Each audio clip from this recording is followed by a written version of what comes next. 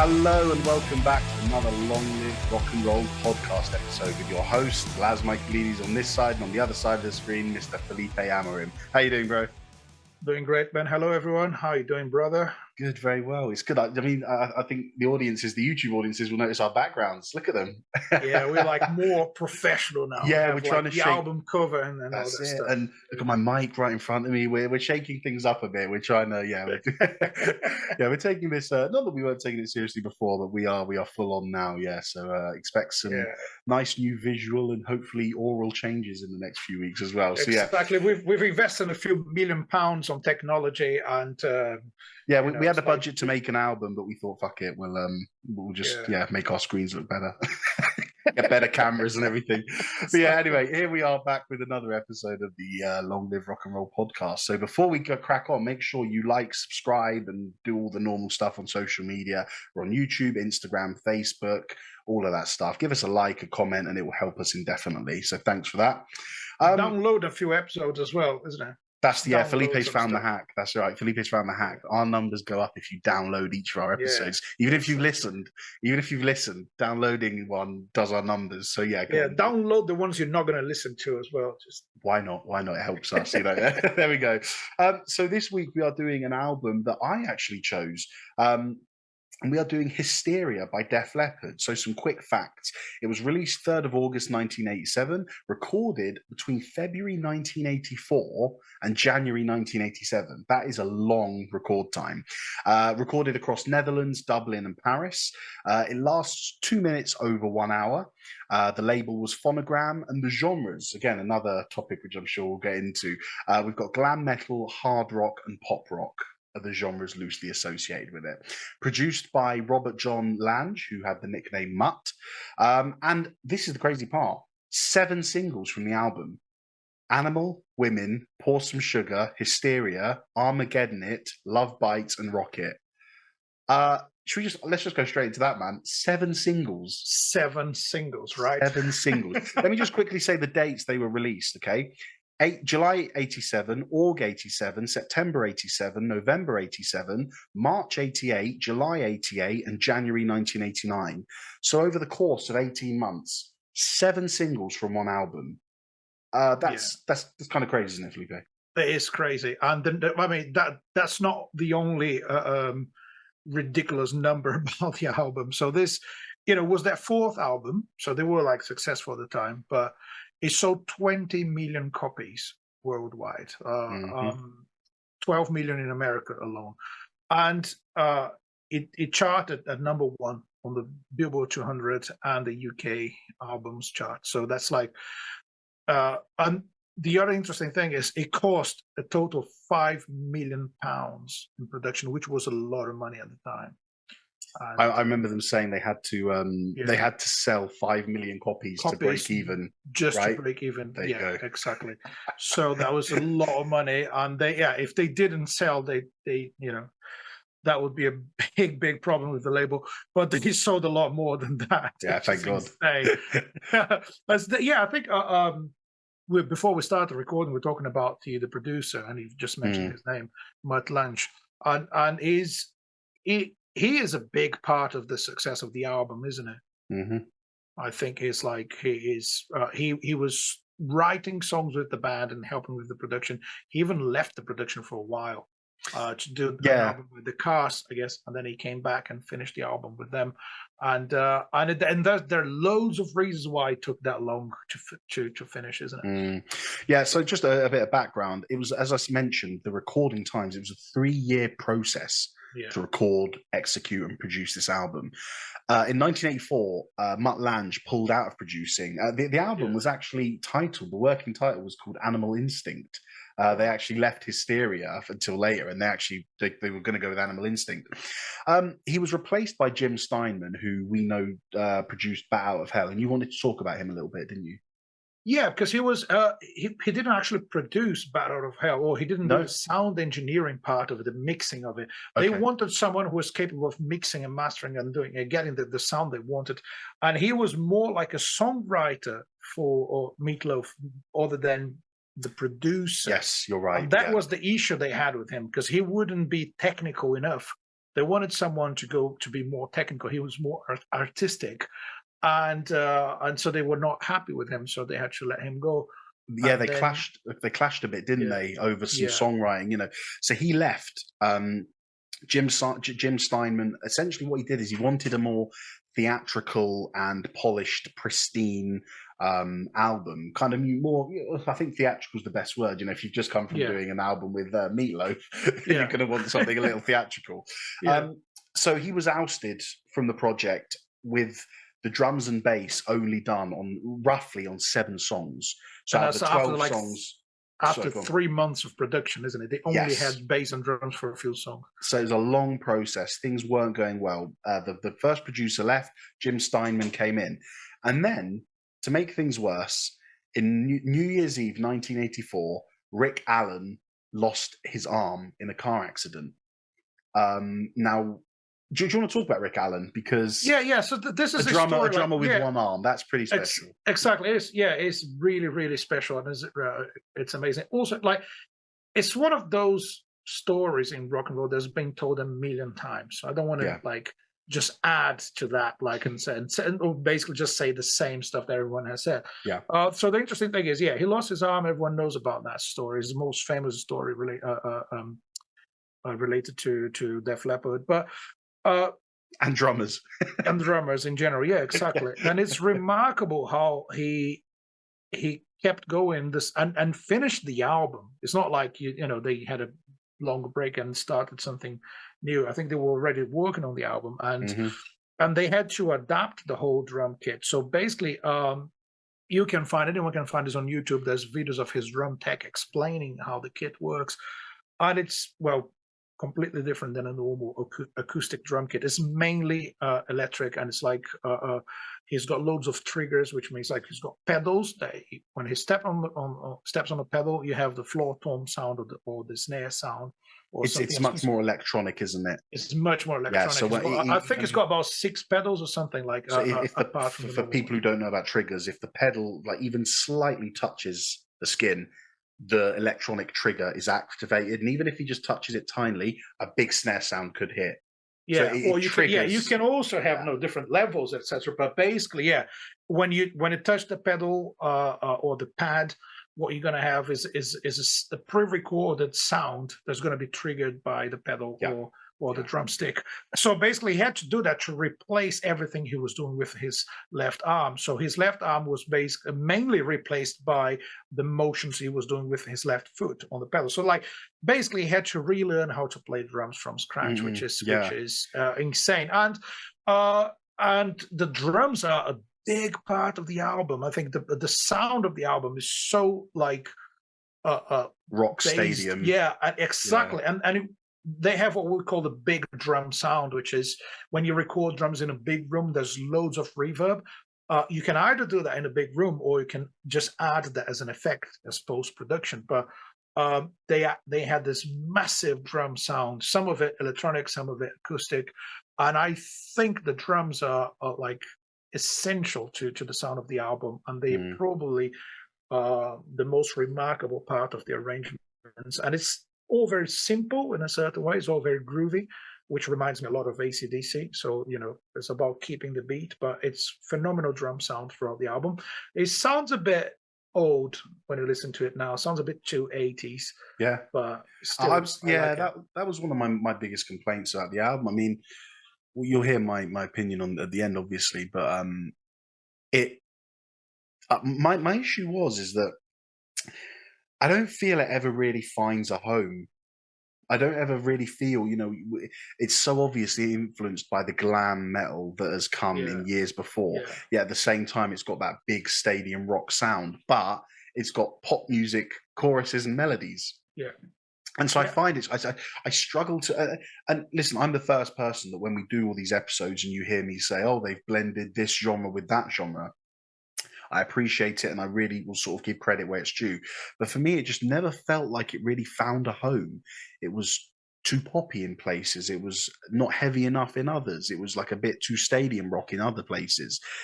And I think the long 3-year recording process was probably a factor in that.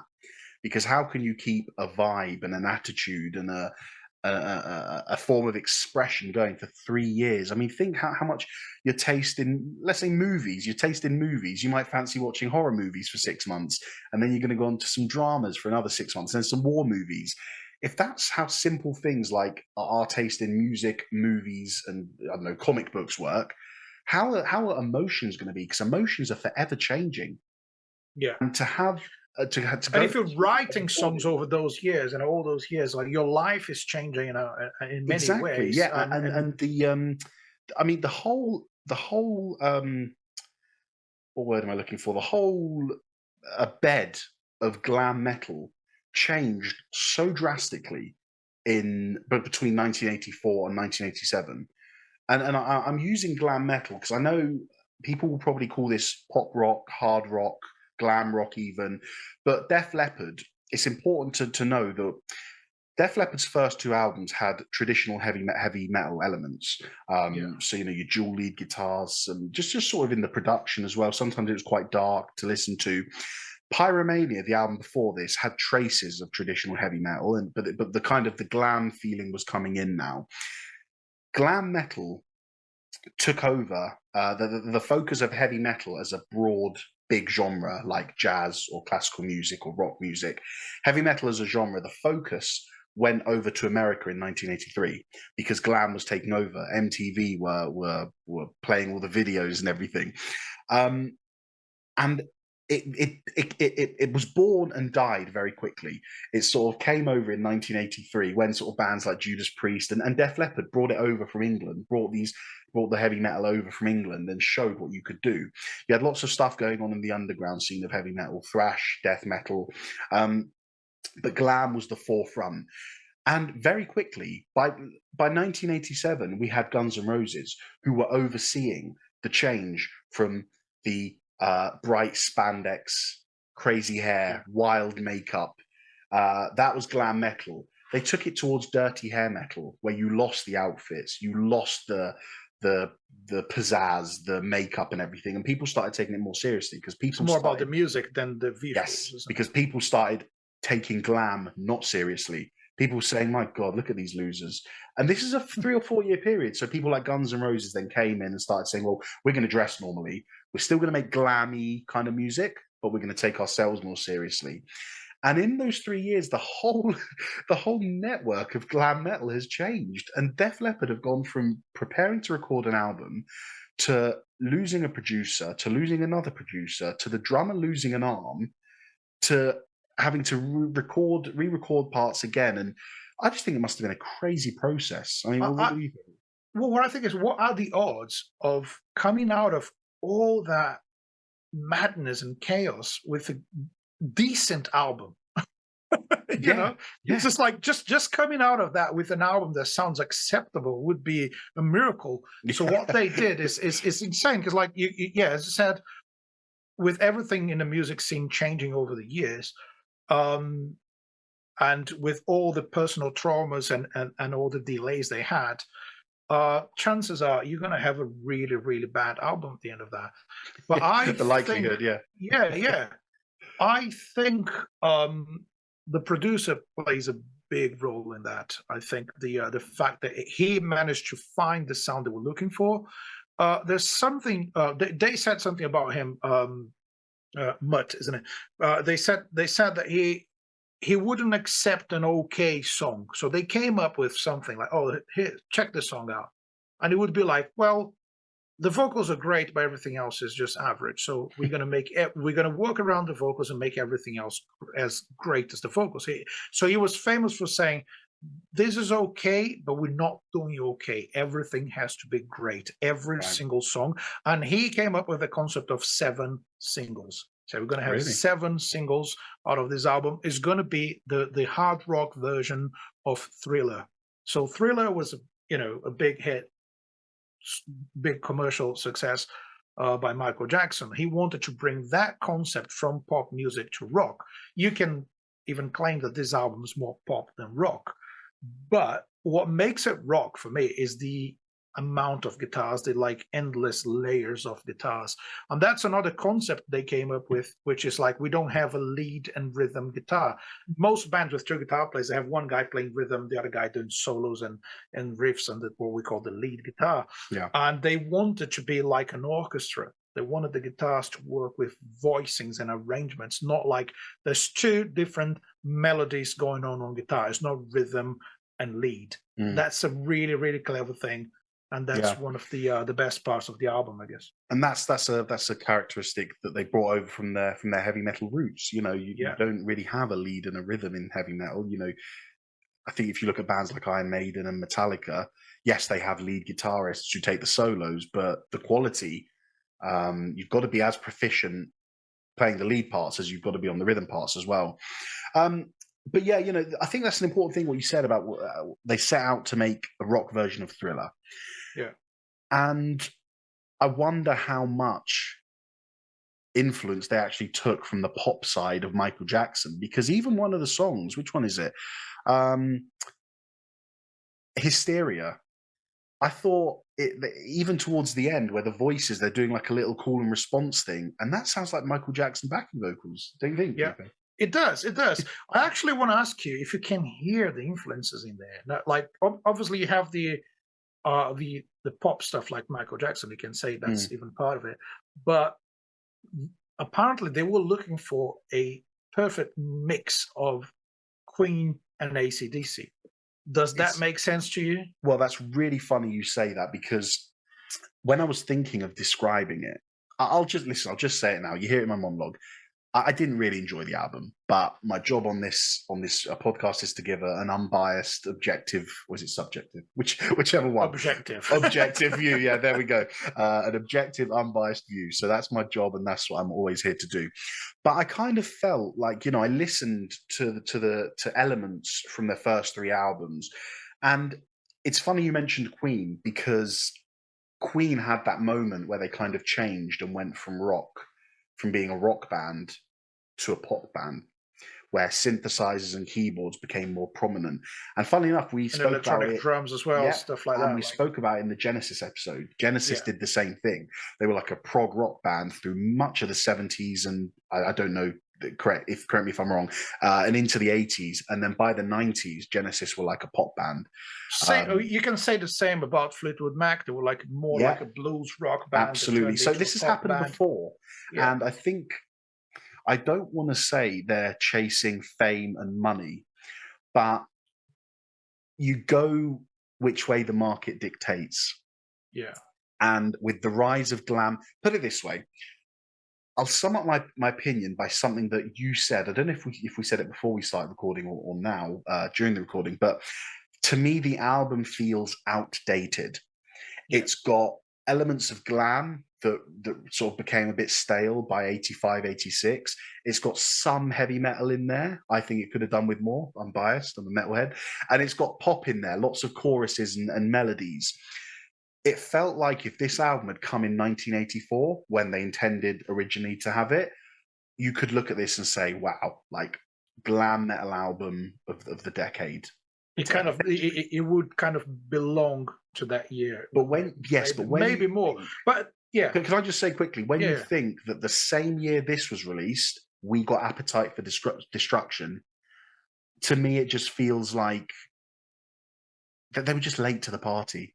Yeah. And I don't say that critically. But still, they sold a lot. So that means people were still up to listen to that kind of music. Absolutely. And who am I? All I'm doing is giving my opinion. Who am I to say they should have done this or done that? But that is just my opinion. But I think it's just funny because it slots so perfectly musically in with like a 1983 or 1984 glam metal album. And I don't feel like it slots in historically with something like Appetite for Destruction, which was just a bit more mature, took itself a little more seriously. But that's just an observation. It was released whenever it was released. There was there's nothing anyone could do about that. But to take it back to production, I have to say that is a fantastic part of it, because every song, the instruments are just crystal clear, and the effects on it it is perfectly produced. Do you agree? Yeah, it is. And they have at some points 4 to 8 guitar tracks running at the same time. Yep. And for me, it doesn't sound like it's too much. I usually don't like more than like 3-4 guitars at the same time. Sometimes I have way more than that, and it just works because I think the best choices they've made in every song is the use of spaces. And they talk about it a lot when you see any interviews you see with the band where they're talking about it. Like they say that Pour Some Sugar on Me, that song, they wanted the backbeat, which is that snare on beats 2 and 4 that we hear, is where, when people are supposed to clap their hands with the song, which doesn't necessarily happen. Yeah, some people clap on 1 and 3, but basically every time they play in the riff, they leave a space for the backbeat, for the snare drum to kind of sound louder because there's nothing getting in the way. So here's a tricky thing about production that they did loads and loads of layers and tracks, but nothing gets in the way of the melody and the groove. That is really, really hard to achieve. I think that's one of the things. One thing I want to say about trying to catch up with the times for me is, again, Pour Some Sugar on Me was heavily inspired by that partnership of Aerosmith and Run DMC. Oh, really? Walk This Way? Yeah, because of the vocals. Quickly, maybe guys, they want the vocals to be a bit like rap music. That's what they wanted. I was just going to say, just a reminder that any song we mention will be in the dedicated playlist that we make, which is in the show notes below. So check out the show notes, find the link, and whenever we mention a song, if you haven't heard it, you can go along and check it out. But yes, sorry, Felipe, carry on, elaborate. Yeah, so they were trying, I think they were trying to not sound like what we're still in 1984. Yeah. So they were listening to whatever was going on MTV and all that stuff. And they've heard Run DMC playing with Aerosmith doing their version of Walk This Way, and they thought, we can do something like that. So that's why some of the vocals are more like spoken and everything. But one thing that I noticed as well, you might have noticed this, there's not a single fast song in the album. No, there isn't. They're actually medium slow tempos, which might be one of the reasons why the album kind of flows. And the songs feel connected. Yeah. So you never go too fast. We spoke about this last week. For listeners and viewers, last week we spoke about Frampton Comes Alive, and we spoke about how the concert was fantastic, and it never took a dip because they didn't start with a high speed song and then go slow. All the songs kind of sit at the same tempo, so the energy just stays. And it's the same as you're saying with this album, isn't it? Yeah. It is, and some. I think if we can talk about the songs like specifically, I think I like when the first song actually sets the tone for the album, and it's quite understated, isn't it, for a heavy rock song? Yeah, it's not in your face. Whenever I think heavy rock song opening track, I think Highway Star, and I know we're 15 years later, but it's still an understated. Yeah, when you listen to Women, isn't it the first one? Is that the first one? Yes, it is. You have. I mean, it's very 80s. The overall sound and the production, like big drums, loads of reverb, loads of space, and synth the repetitive riff. Yes, synth bass as well. Yeah. Yeah, and the repetitive riff, which is not a bad thing when I say repetitive. It's just like it loops itself all the time.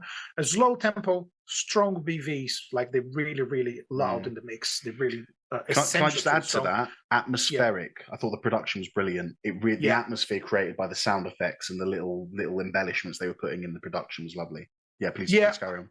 Yeah, and I think the guitar solos, they've made really melodic choices for the solo. So there's no, as we usually say in the show, no guitar wanky vibes. It's like guitars. No wanky guitars. It's just like whatever the song needs. The solos are not long. Some of the songs are long because that's the concept of that time. You just repeat the chorus over and over and never ends. And they have that really, really slow fade out that actually almost never happens. It's just like, well, is it the end or not? But that happens throughout the album. But basically, the short solos, more melodic approach to the guitar playing. I think that's one of the things they did really well. I think there's not much ego in that kind of stuff.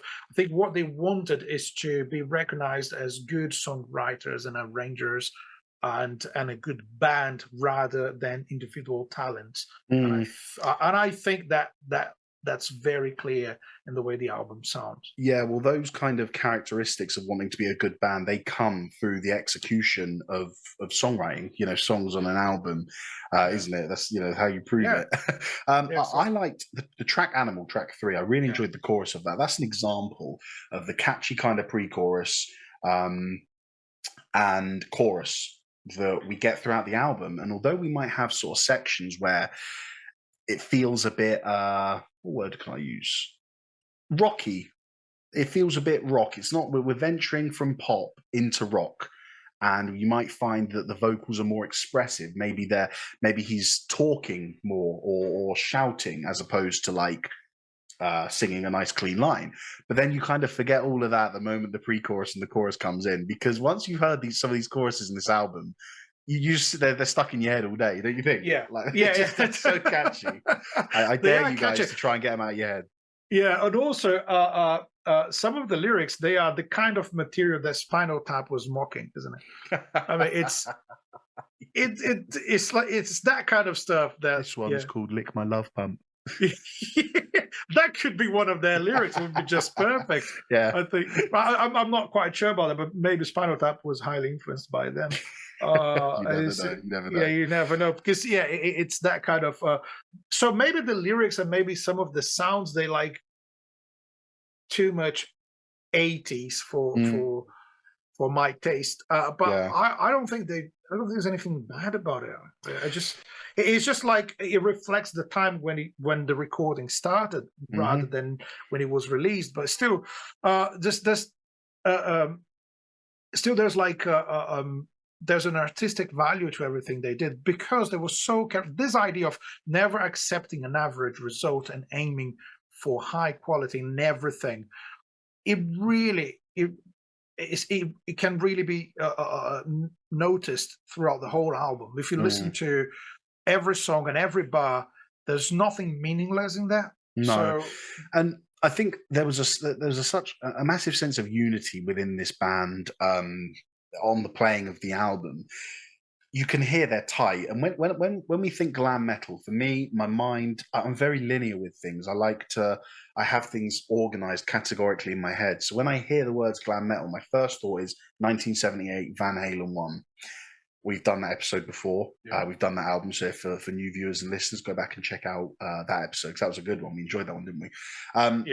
I think Van Halen 1, because that was the album that kind of got glam metal going. It showed that you could incorporate accessible poppy backing vocals with accessible melodies and lyrics and easygoing songs with crazy shredding guitar solos, heavy metal rhythms in places. And it really showed you could do that. And essentially, glam metal was born because of that. So when I compare it to the likes of Van Halen 1, it does... in some categories, it falls short. It's not as heavy as Van Halen 1. It doesn't have those moments where you think, "Oh, this is almost a metal song." Although there were metal sections in some of these songs, I never came away from a song thinking, "Yeah, that's the heaviest song on the album." But what it does expand on, and what I think you agree with, is the backing vocals on it are just fantastic. So one thing I didn't do was introduce the band, so I'm going to introduce them. Take note of something. Vocals, Joe Elliott. Guitars and backing vocals, Phil Collen. Guitars and backing vocals, Steve Clark. Bass and backing vocals, Rick Savage. Drums and backing vocals, Rick Allen. So they're all vocalists, put it that way. They're all vocalists, and you can hear it, because throughout the whole album, despite my opinion, your opinion, his opinion, how poppy it might be, how accessible, you have got some stunning harmonic work there, with the vocals beautifully layered to represent the chord that they want to sing in a really lovely way. It works, doesn't it? With excessive levels of reverb. As well, yeah. But that's, but throughout nearly every song, isn't it, just backing vocal galore? Yeah, it is. And I think they kind of, maybe that's why the drums and the bass are so simple. When I say simple, I never mean that they are easy to play or anything like that, but they're simple parts. They keep the groove going because the guitars are doing different stuff every time, and the vocals, basically there's too many tracks of guitars and vocals all the time. So drums and bass, they are really the foundation, which is normally what it is supposed to be. But in heavy metal, sometimes you might have some overplaying on the bass and drums, and it works. But that's one of the things that make this album less heavy metal and more pop or hard rock or glam, whatever you want to call it, is the groove is more simple and solid, whilst all the excessive amount of stuff going on comes from guitars and vocals. And there's an interesting story about Love Bites, which is another huge hit from the album. Phil Collins said that they had so many guitar parts in it, and they never actually played it together as a band rehearsing. So it was a pure studio song. So they did layer by layer, adding stuff. And the song made it to #1. And what I think was their first #1. And they, in Vancouver in Canada, getting ready to play or getting ready for the tour. Yeah. They're like, well, we kind of have to learn this song. Because they had to make a lot of choices to decide what to play live. If you have 15 guitars in a song, which parts are you going to play? Which parts are you going to drop to make it sound as close as possible to the original version? So they booked a studio and they rehearsed that song for 2 days. Because they were ready for the gig, but not for that song. And the song made it to #1. They're like, well, what the hell do we do now? We can't play our own song. God. Which is similar to what happened to Queen with Bohemian Rhapsody, wasn't it? They recorded it. It was like, now we need to learn this thing. It's really complicated. And then they just said, fuck it, with that opera part, we'll just leave it. We'll just play it on track. One thing I wanted to draw attention to that you just mentioned was some of the production effects and, production techniques. Now, there's something here that I was reading called the Mutt-Lange method. Did you read about this? No. No, right. So check this out, okay? The Mutt-Lange method included this. So Felipe just mentioned about stacking up layers of 15 guitars or whatever. In this album, this is how extensive and how deep they went. Mutt-Lange would get them to tune one string of a guitar, okay? Yeah. And they play the note and record it. So imagine you're playing a G chord. I've heard of that. But I didn't understand for the whole non-musical listeners, okay, a G chord contains the notes G, B, and D, all right? G major. They tune one of the strings to G and they play the rhythm. Da-da-da-da-da, G. Right, next, let's find a B. Is that a B? Is that one string at a time? Is that a B? Is that perfect? Yep. Da-da-da-da-da. Great, recorded. D. String by string. Can you believe it? They build the chord one string at a time. One string at a time. Perfectly tuned. Yeah. But I read about it and I thought it was like this. God, I thought it was a joke or something. I followed up and it is apparently true. Yeah. And what that does is provides an incredible level of detail, technicality. I think on with bands, let's think about bands we mentioned. And within their first 4 albums, Queen, AC/DC. I think those bands at this point of their career had the attitude, the vibe, the rock and rollness to not care so much about the tuning of a guitar. Obviously, if they could, they would make sure it's in tune, without doubt. But if something went wrong and that was the only take they got, they wouldn't have scrapped the whole song and said, we need to start again because this is out of tune. Sometimes there is a bit of musical freedom with notes being slightly out of tune. I can't say there's any one song I know by a famous rock band where, that note's out of tune. But there is a little looseness, a little rock and rollness with bands who just play it a bit loose, a bit easy. But this is another level of detail, isn't it? Yes, this is like extreme. But I think in music production and songwriting, perfectionism pays off. Well, I think it has its place. It does. Yeah. And you might think that kind of approach belongs to classical music or prog rock or jazz or anything that's complicated and stuff. But you can do cheesy pop songs for the radio and for the masses with a high level of creativity, production, and detail. And I think that's the best. Maybe if I have to say what I like the most about the album, is this attention to detail. Well, everything is there with a reason, isn't it? Yeah. There is nothing there that is not meant to be there. You know. Yeah. Is there anything, any other songs you wanted to mention or specific aspects or anything? I mean, personally, in terms of catchy choruses, I really loved Armageddon It.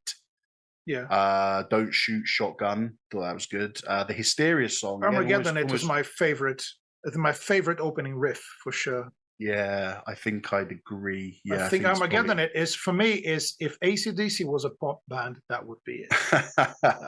That's a fair comparison. Yeah. I actually listened to the first song of their last album, just for a bit of comparison. I thought that was quite AC/DC-esque as well. Yeah.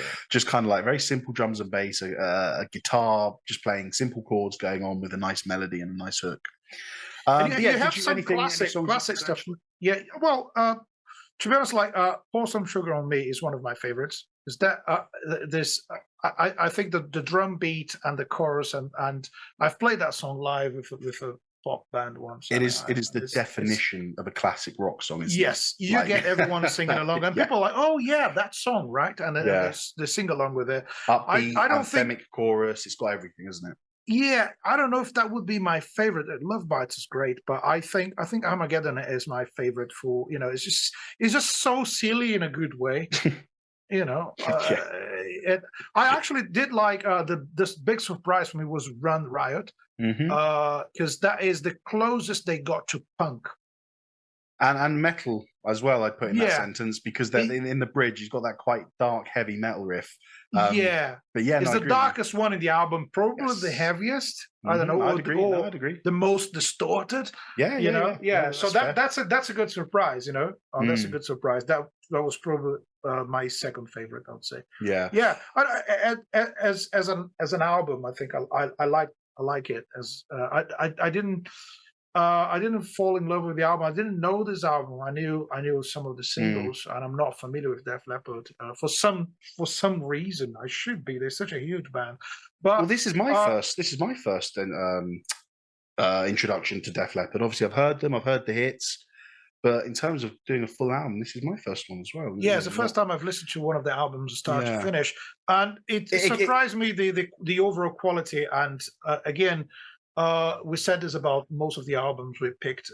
There's no fillers in that sense. I mean, I think it's not. You might, for my taste, there's nothing exceptional for the kind of stuff I like listening to. But putting into context the songs, the fact that you have 7 singles in an album. It's like whether you like them or whether you like this kind of music or not, the songs are all of the same quality. Yeah, and they were quite brave to come from a heavy metal album into this, right? That is not a that could have been the end of their career, and it had the opposite effect. So, and it's lucky, man, because like I said, glam was dying out, and people were kind of not taking it so seriously anymore. They got in right at the end. Just before glam would have a few more years. The last breath glam kind of towards the end of the 80s, glam started changing from being all glammy and weird to a bit more serious, like dirty hair metal bands like Skid Row, Guns N' Roses, But yeah, so now I just wanted to talk about the significance of the album and what generally the consensus is on why it's so good. So I've got a few reasons here. One thing I actually haven't mentioned that I'll touch on now is the music videos. Because the music videos for these songs, I've only seen a few of them, but generally they're just visually striking. Think about Pour Some Sugar on Me and Love Bites. These were released in conjunction with the rise of MTV. Or maybe not the rise, maybe it was already established by then. But music videos were becoming important things, and Def Leppard definitely nailed the music videos for this album, didn't they? Yeah.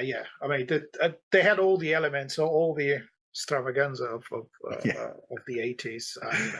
And it's like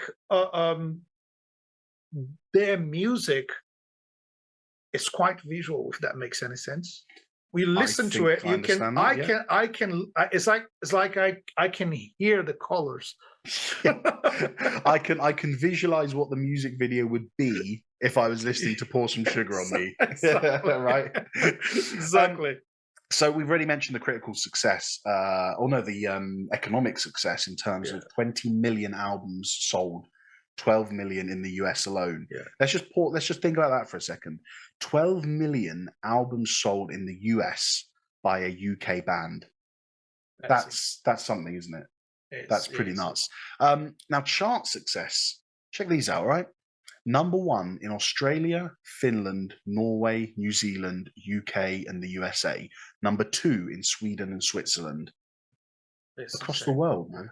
Across the world. Different not Europe, cultures, different Europe, backgrounds. different like New Zealand. Yeah. You know, like, wow. So it's almost like a Def Leppard fan shouldn't care, and I don't care about my opinion, because you've got to look at that and say they did something right, didn't they? Like, you know, whether I like it or not. Well, for a guy with his Slayer T-shirt, for people who are only listening, he's wearing his Slayer T-shirt.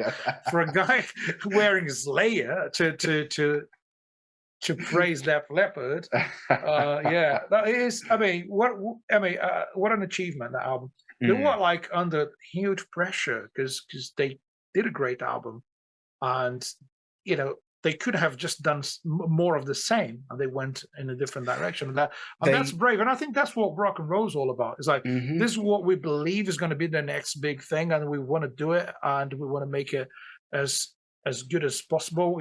If we need to sack the producer and get the other guy back, we're going to do this, do that, and keep working on the songs. And if you write a song right at the end of the process, and you're about to finish the album, but we've got one new good song, we're going to do it.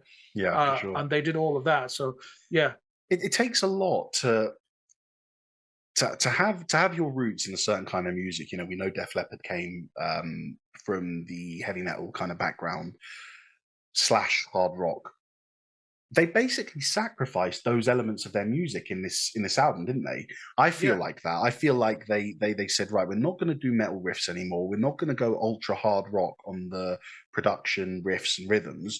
We're going to swap those in. And I think, like you said, this is actually a good comparison to Fleetwood Mac, who did the same thing with the Rumours album, which again we've done a video on. So go back and check that one out. Yeah, the one thing I don't understand is when people get really, really frustrated. Oh, the band has changed, and they're doing something different now. I don't like it. I prefer the other album. It's like the other album is still there. Go and listen to it. When the band changes completely, imagine. So just if you want to, I'll give those people a good strategy for that kind of stuff to make you feel better. Imagine that the band you love, they decided to split after the album you love the most, and they no longer exist.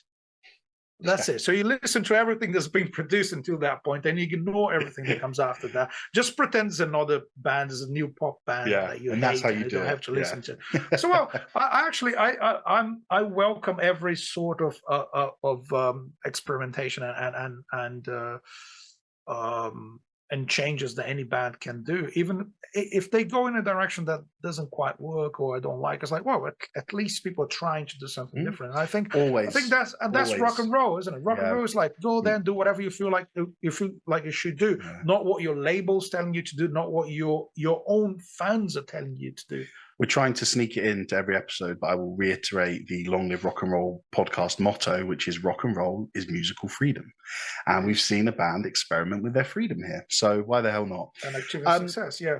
One other category of significance I thought was important was the cultural impact, because it definitely, although to some people like me it might sound a bit outdated, it definitely holds the cultural significance that the early 80s had.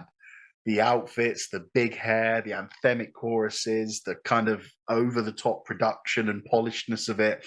It does sort of really significantly represent the 80s. And I think that's a nice thing, because like you said, they started the album in 84 and they didn't release it to 87. So there's going to be things from 3 years earlier that we're in that are still worth keeping in.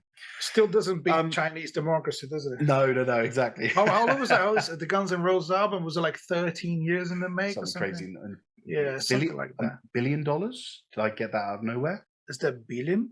Can't be. Is it? It was something crazy, isn't it? Some crazy. Yeah, number. And it took over a decade to finish. And it's like, it's not that great, in my opinion. It's good, but it's not that great.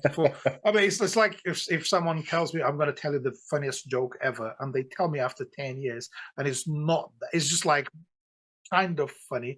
Yeah. And then I'm going to be really disappointed. But you know, I did get that wrong. 3 years and what? Yeah, 13 million. So not anywhere close to a billion. 13 but still million. And how many years in the make? How long did it take to make? So 14 years. 14 years. It's 1 million a year, bro. So comparing to Chinese democracy, Hysteria was kind of okay. Only 3 years. Yeah. Come on, it's not that long. Also, you got to understand a car crash in the middle. That's the last part I was going to bring to, which I want to ask you about and talk to you about. The resilience, the strength, the emotional courage it takes for a band. I mean, it's not a small deal that the drummer has lost his arm. Yeah. It's a big, big hit when a band's producer leaves, because you've gone in with an idea. You know, you can attest this. We've been in the studio together professionally. You've gone in with an idea in mind of how the band and how this specific producer is going to help you tailor your sound, record your instruments to get the best results. To have Mutt Lange leave, that's a big enough issue. To have Jim Steinman come in and change how things were supposedly meant to go, that's another big issue. To have that guy leave months later with not much done on the tracks is the third biggest issue. Follow that up with the drummer losing his arm. Yeah. And then you have to pretty much restructure the whole way you record drums, because it went from acoustic to electronic. Great point. And you have to take all the concept, the sound and everything. Yeah. You have to take all of those things into account, deal with them. Think about the rehabilitation he must have had to go through. All of that over the course of years, whilst the rest of the band are still writing, still thinking, what can we do for this album?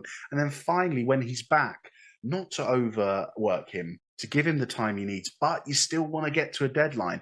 I just think it must be, in terms of attitude, massive, massive props to the band. All of them, you know, I'm not saying the other four guys for dealing with Rick's injury. All of them, they all went through, or it seems they went through so much in those 3 years. And again, despite my opinions on it, to produce an album as clean and fantastically executed as this is a remarkable achievement, I think. It is. And again, I think a true band would do what they did, which is like, let's wait until our drummer is ready to get back on track, and let's carry on. Let's rock and roll. Like this, music is bigger than the musicians, and they wanted to keep going and get to the end of it, and that's amazing. Okay?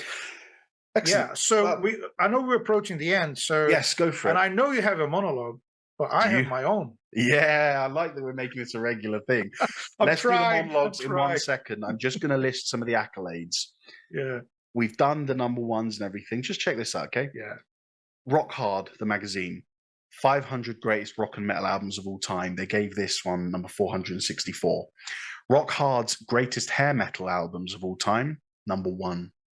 Loudwire's greatest hair metal albums of all time, number 2. Metal Rule's top 50 glam metal albums, number 30. It is a very respected album. And I think we've done enough over the last 45 minutes to show that actually it's an album that hasn't wowed you or me. We haven't sat there being like, oh, this is the best stuff we've ever heard. But we can sure as hell appreciate what is going on deep in the album, the songwriting, the lyrics, the mix. It's brilliant without me enjoying it. I don't think I've ever said those words. Well, you can appreciate the craft, isn't it, behind that? Absolutely. And I think I'm really glad you suggested this one, because I wasn't familiar with any of their albums, like start to finish. Yeah. This one is so relevant for the history of rock music that it would be a shame if I never listened to it. So really cool. And excellent. Let's all right. Let's wrap things up. We're going to start with Felipe's monologue. Okay, here I go. Written and recorded during turbulent times, Hysteria is a masterpiece from the 80s. It combines elements from every subgenre of rock music that has been produced up to that point in time. Never too heavy, never too fast, the album flows from hit to hit with a good balance between cheesy lyrics, strong vocal harmonies, and clever arrangements. Def Leppard gave their incredibly talented producer the freedom of joining them on every step of the journey, writing songs and challenging the band to achieve greatness through hard work and commitment. Personal tragedies and pressure to repeat their previous achievements have added to the chaos that seemed to have forced the band to try harder than ever before, resulting in an extremely successful record that has survived the 80s and found its place in rock history. It's ambitious as a concept, but fun and enjoyable as rock music should be. Brilliant, bro. I love this. I love that we're both doing a monologue now. That's so cool. Yeah, that was lovely, man. Great points. You focused on all the positives of the album and what's so good about it. Yeah, awesome. Shall I do mine now? Yes. Okay. To steal and adapt a quote from a character from the US version of The Office. Just to say the UK version is far superior. But anyway, here's the quote. Everyone knows that. It's rock for those who don't like rock. It's pop for those who don't like pop. And it's metal for those who don't like metal. That's the best way I could describe this album. Excuse me. I don't like it very much, but that's not to say it doesn't have its moments, and it most certainly is a very good album in its own standing. My main issue is that I don't like how equally it sits in its subgenres. It's too heavy to be a pop album, too accessible and poppy to be a rock album, and far too produced and synthetic to be a metal album. For this reason, I end up only enjoying moments of songs, a chorus here, a heavy riff there, a guitar solo there, because when I come across something I like, it's usually followed by a section that I equally dislike. This album just feels to me like it's in multiple camps, and it doesn't have any real identity, taking some aspects from Glam's recent success, sparsely mixing in elements of their heavier / metal background, and also then realizing that there is money to be made with the appeal and accessibility of pop music. Whilst I usually celebrate when bands mix these styles, I just feel that they've taken the worst parts of each of these subgenres and stuck them together. Again, just my opinion. However, whilst on this show we are very forthcoming with our opinions and we're not afraid to share them, are we, Felipe? The guitar work and musical precision is we must also remember that we cannot like every album, and I think it's our responsibility to offer an unbiased view. The catchy choruses are very memorable and stick in your head. The guitar work and musical precision is something to be celebrated, as the melodic and harmonic work is very good and works fantastically. The backing vocals are exquisitely organized and structured, and the production of the whole thing is just top-notch. The patience they must have had in order to face their adverse circumstances is something to praise them for, and to take their time and not rush the prep, the recording, the execution of the album is something, again, we must applaud.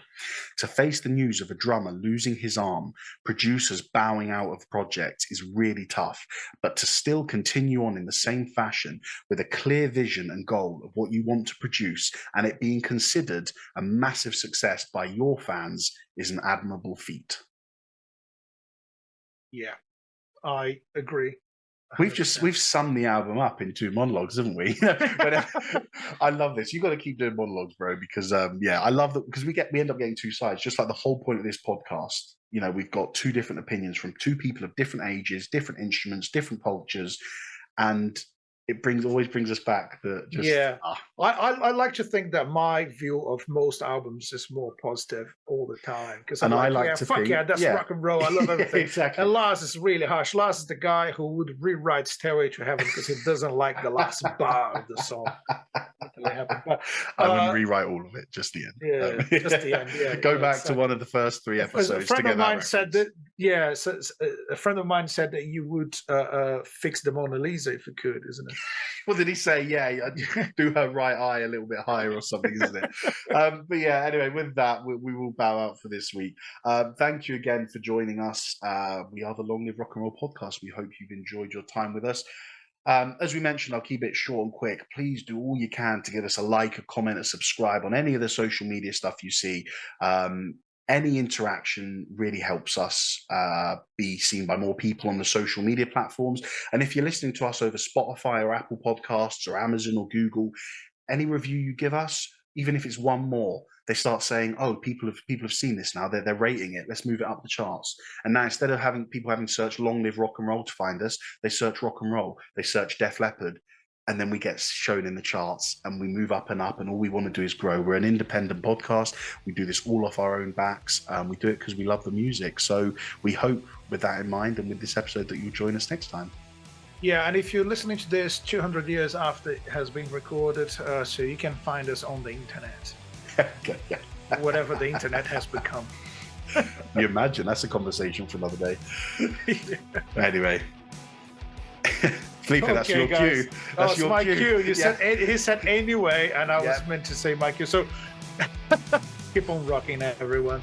Fantastic. It took, 58 episodes for you to forget your cue. I'm really proud of you because he is a bit forgetful. I didn't forget the line. I didn't get the cue. That was it. It's like, is this the end? Is that it? Am I supposed to say it? Keep on rocking, everyone. I'll say it again. Keep on rocking, everyone. Isn't this what rock and roll's about, man? It's about, if you make a mistake live, as we know plenty of times during gigs, you just roll with it, you have a laugh, and you get on with it. But thank you, sir, for your cue. I will end with mine. Take care, guys, and as usual, long live rock and roll.